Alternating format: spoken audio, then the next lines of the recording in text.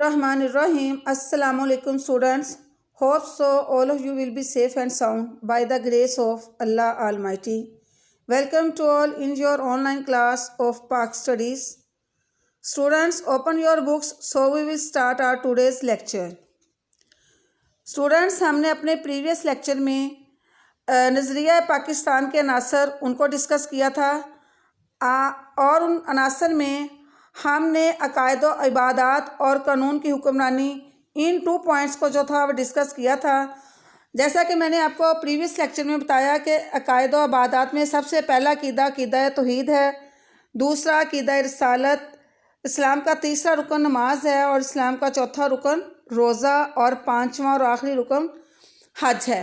और इसके अलावा हमने कानून की हुक्मरानी इस पॉइंट को जो है वो डिस्कस किया था और इसमें मैंने आपको बताया था कि तमाम तर हाकिमियत का सरचश्मा जो है वो अल्लाह ताला की ज़ात है और इंसान बाहैसियत अल्लाह ताला का नायब या खलीफा होने के इन इख्तियारात का इस्तेमाल जो है वह कुरान और सुन्नत की रोशनी में रहते हुए इनका इस्तेमाल करता है और मुल्क में जो तमाम कवानीन बनाए जाएंगे वो इन कुरान और सुन्नत की रोशनी में बनाए जाएंगे और ऐसा कोई भी कवानीन जो है मुल्क में ना तो पास होगा और ना ही वो नाफिजुल अमल होगा जो कुरान और सुन्नत के असूलों से मुतसादम हो, यानी कि या मुनाफी हो, कि वो उनके ख़िलाफ़ हो।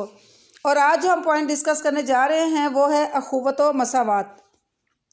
इस्लामी माशरे में अखुवत व मसावात को ख़ास अहमियत हासिल है। मदीना मुनव्वरा में जब इस्लामी रियासत कायम हुई तो इसमें अखुवत और मसावात मसाली थी। आज भी इस्लामी माशरा इसी अखुवत व भाईचारे और मसावात का तकाज़ा करता है जो कि मवाक़ात मदीना में नज़र आई। हज़ूर अकरम सल्लल्लाहु अलैहि वसल्लम का इरशाद है कि एक मुसलमान दूसरे मुसलमान का भाई है और इसके साथ धोखा नहीं करता और इसके साथ ख़यानत नहीं करता और इसकी ग़ीबत भी नहीं करता। इस्लामी माशरे में जहाँ अखुवत और भाईचारे को मकाम हासिल है वहाँ मसावात पर भी ज़ोर दिया गया है।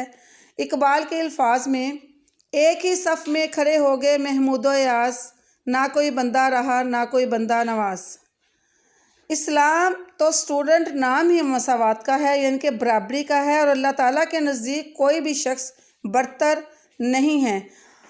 अल्लाह के नज़दीक सिर्फ वो शख्स बड़ा है जिसके अमाल अच्छे हैं।